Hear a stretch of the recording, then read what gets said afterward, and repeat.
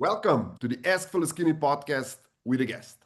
I'm proud to present Steven Ferrara. Steven, welcome to the show. Please tell us more about yourself. What is your story? Thank you, Peter. I'm really happy to be here. Um, my story is like many people. I've lived a very traditional life. Have a family, children, wife. Started a business very early on in my life.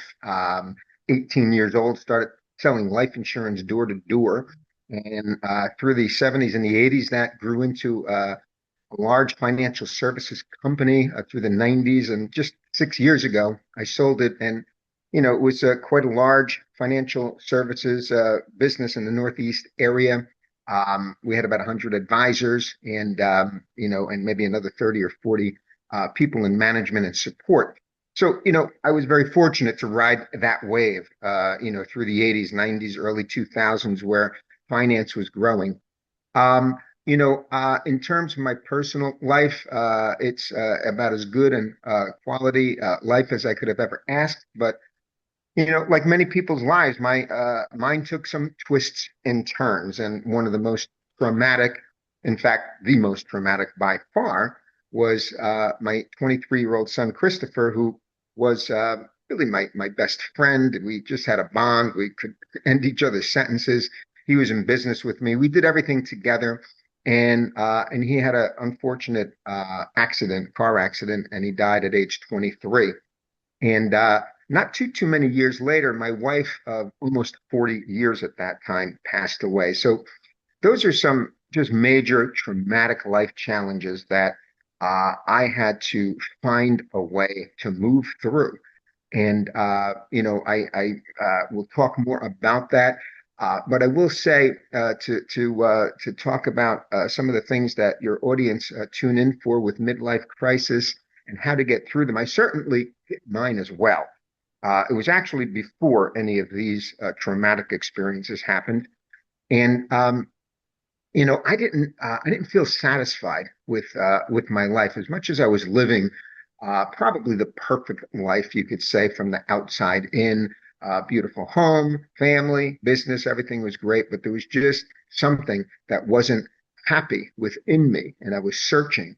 And I've always been somewhat of a spiritual person. My dad, who was a musician, was a seeker, and I was able to learn early on through many spiritual books that he had and people that were in his circles.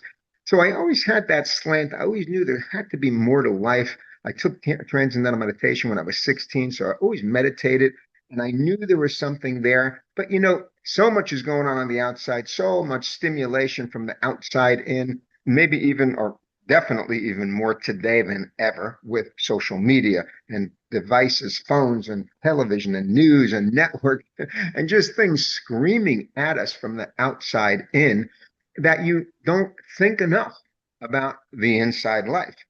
I have a book which we'll talk about a little bit later called Grief to Gratitude, but the subtitle is Embracing the Inner Pathway to Healing and Peace. And that's what I would tell anyone going through any form of a midlife crisis is the outside world, no matter how much we have or how little we have, is not going to provide us with any kind of permanent happiness. The outside in world is a world that we all live in. We have to live in it, obviously, but we put too much pressure on it, expecting us to give us contentment and happiness. We think that money or the next car or the new house or the next relationship is going to give us permanent satisfaction or happiness. And that is just not the case. And I think when you live long enough, you begin to realize that. And that might be the beginning of a midlife crisis, is saying, wow, I've got it all, or I've got what I've got, but there's a hole in me. There's something that I still need. And now this is a dangerous turning point because this is where people stray and they think, well, maybe I need to leave my wife. Maybe I need to have an affair. Maybe I need to do more alcohol or drugs or get involved with whatever other outside stimuli that we think is going to make a difference on the inside. And that's not the case. What I would tell you, in my experience, is I had to find this inner peace, I guess I would call it, within myself. Meditation was a big help. I also learned to journal, and I would journal on a regular basis how I would feel just to get those feelings out.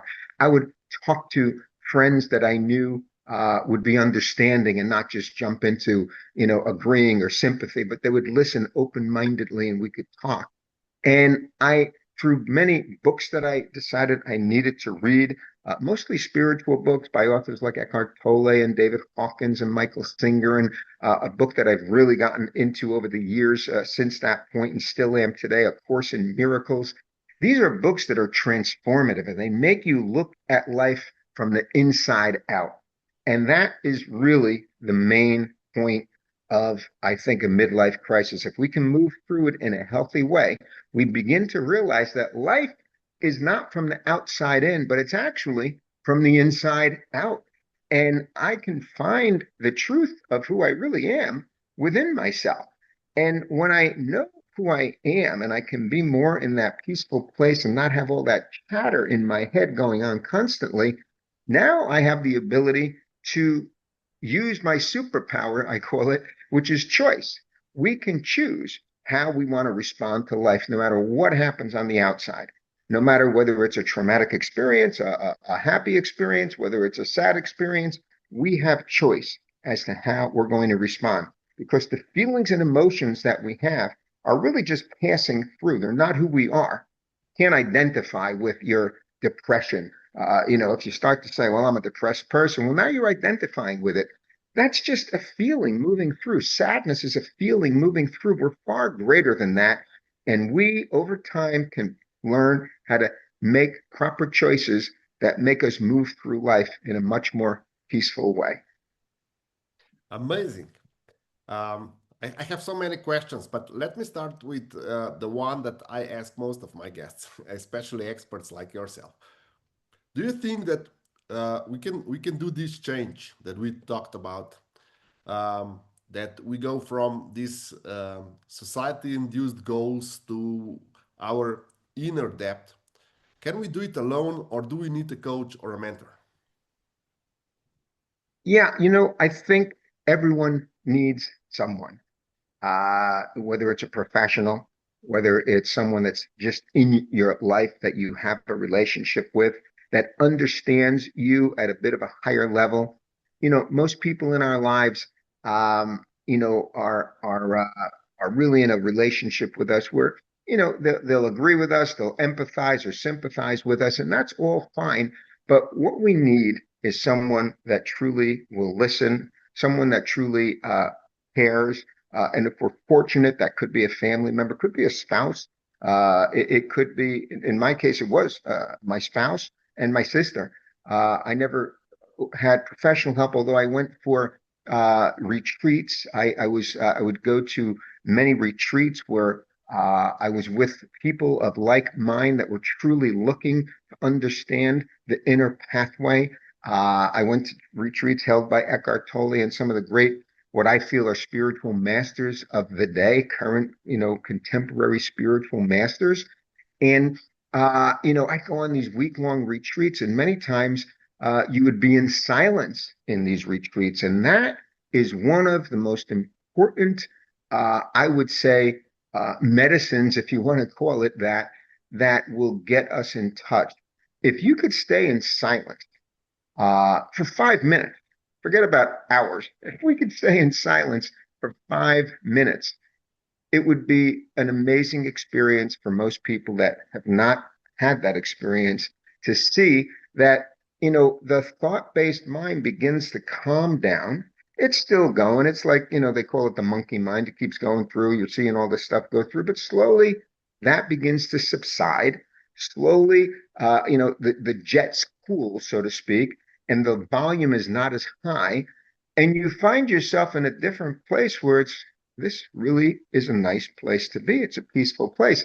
One of my first experiences, because I was in a business of finance, and so it was all about interacting and always talking. And so my first retreat was with Eckhart Tolle many, many years ago.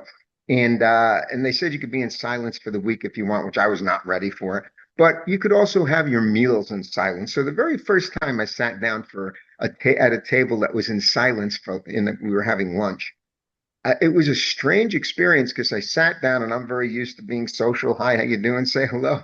But everybody was just there in their own little world eating. So I sat down and I've got to say it was the very first time for maybe I was at that table for 45 minutes.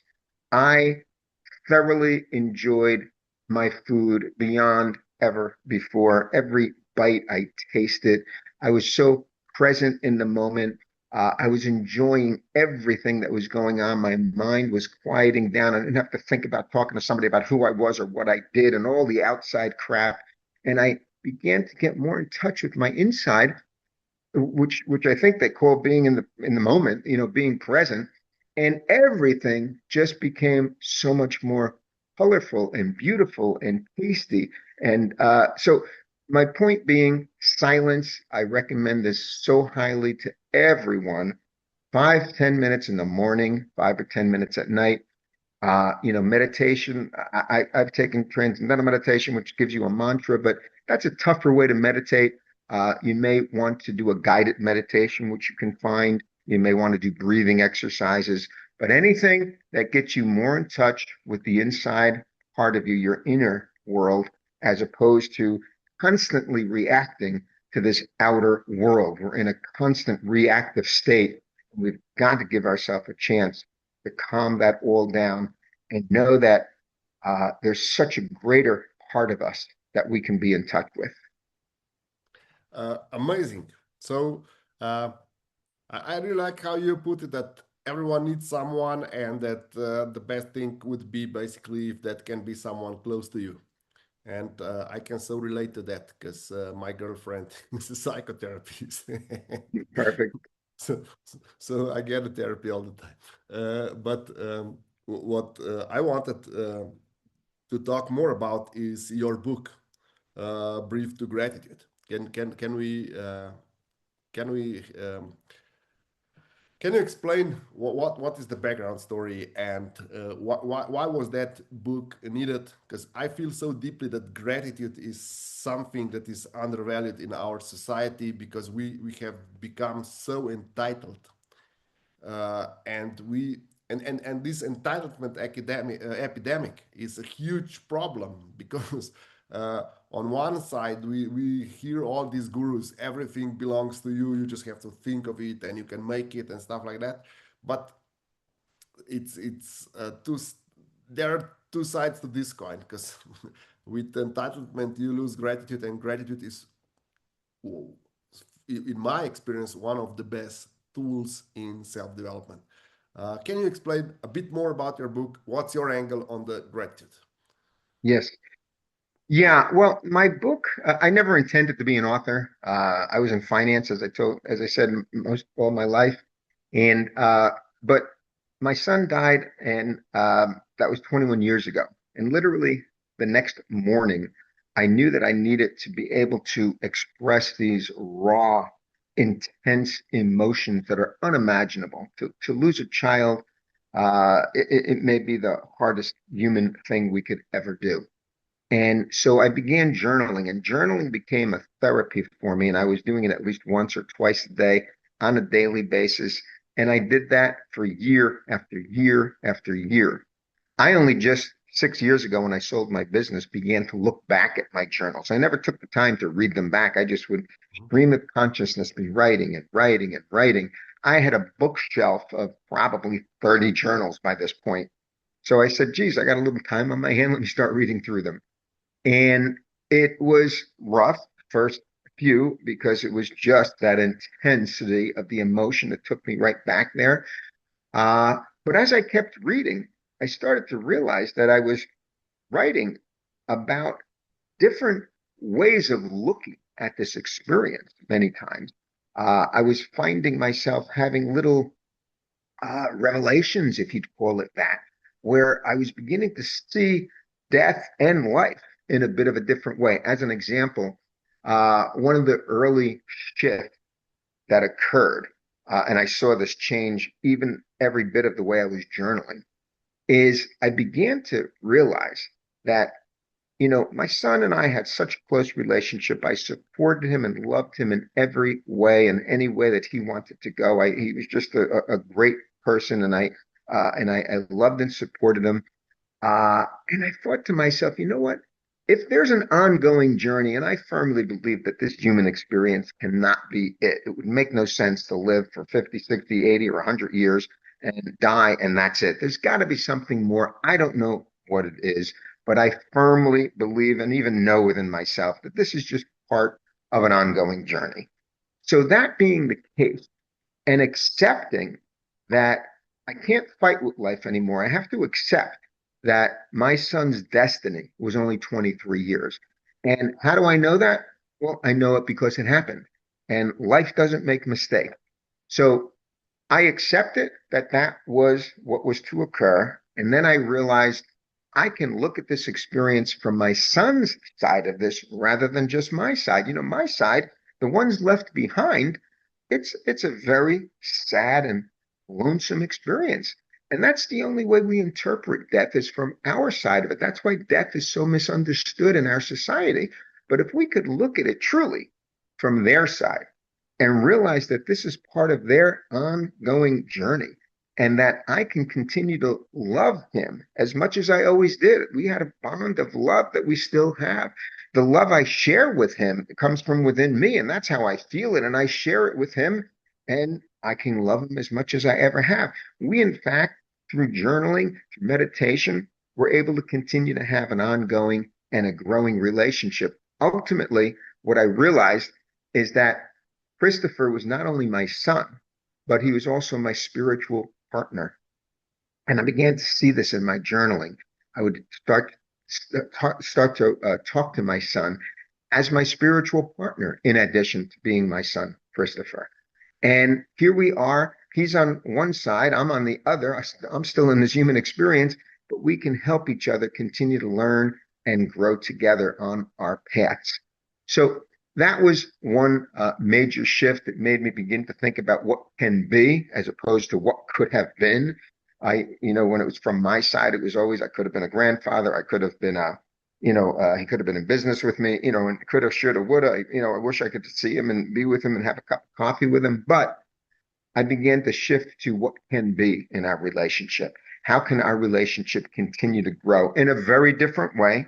He doesn't sit across from me and have a cup of coffee, but I can feel his presence. I can journal and communicate with him. I can have this ongoing, continuing relationship with him.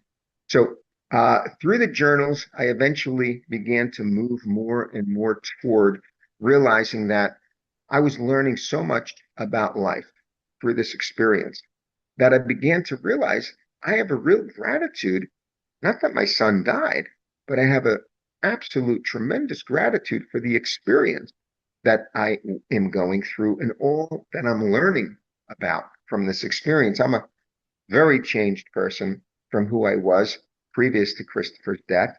I've learned so much. I've opened up to so much. I've found that humility and gratitude are two of the most important things that you could ever have in our lives. I began to find new tools, tools like I was just saying before, instead of thinking and thinking and putting so much pressure on our thinking to come up with solutions, which it doesn't have. Thinking just loops. It doesn't really have solutions. It's a very important tool and it's gotten us very far. But we need to find a place within ourselves in silence and we need to surrender to this life that flows through us and allow it to flow through us. Those are other tools. Thinking is one, silence and being present is another. Other tools that I found that are so important are compassion and forgiveness as opposed to anger and blame. And then also what I've learned and practice on a regular basis is acceptance is an important tool in life as opposed to just looking at our own judgments and opinions, but being open and accepting. So these are just different types of tools. And I think the most important being gratitude gratitude for this amazing life that we live. We've been put on this beautiful little planet, this relative small little piece of dust in this unbelievably incomprehensible universe. And how fortunate are we to get some period of time to live in the human experience and enjoy all that this planet has to offer? And, and I know that people maybe want more in their life, and they can have more in their life, but it's got to start with working on the inside first. And if we can find ourselves being more humble, which means accepting life and allowing it to flow through us, being more grateful for everything from the air that we breathe to the water that we drink to the trees to our families and for the challenges of life. That's what I call is a bigger step into even radical gratitude, where even the challenges of life you become grateful for because you realize that those challenges are opportunities for me to be able to continue to grow. And, a couple of tools that I would also use, just statements that I would say to try to help me move through my day in a more loving and compassionate way. If I had any kind of a problem, a dilemma, a situation with a relationship, or whatever the case may be, I would slow my mind down just for a second and ask myself, what would love do now? Just by asking that question, it slows everything down, and all of a sudden, new options come up if you allow that space. And all of a sudden, instead of just going in the one direction with your opinions and your judgments and your feelings and you're defending yourself, what would love do now? A very humble way to be, and also a way to tap into more of gratitude and using that as a tool to enable you to have other ways of maybe responding to a person, place, or thing in a much more caring way than the way that we might otherwise. Steven, these are amazing insights, and thank you that you shared these insights through your story, because I think that every one of our listeners will benefit hugely, and especially how you explained that we just need to be humbled, in order to be able to become full of gratitude. Before we wrap up, please tell our listeners and our viewers where they can get in touch with you, where they can buy your book. The book is available on Amazon. It's Grief to Gratitude. But the easiest thing is just to go to my website, which is my name, Steven, Steven Ferrara, F as in Frank, ERRARA.com. So StevenFerrara.com will take you to my website where you can get a link linked into my Facebook and Instagram. There's interviews, there's much more about the book, and certainly you can purchase the book if you're interested. And yeah, and I think the book is the story my of my life in after my son died, the many twists and turns that occurred, but more importantly, it's all of the major life lessons that I learned along the way that enabled me to move forward in a healthy way. And so anybody going through any type of a life challenge, whether it is loss of a loved one, loss of a relationship, loss of a job, or whatever the case may be, there are insights that I share along the way that will help someone and give them a pathway to move forward. Thank you, Steve. Thank you for all these insights again. And thank you for being my guest tonight. Thank you, Peter. I've enjoyed this very much.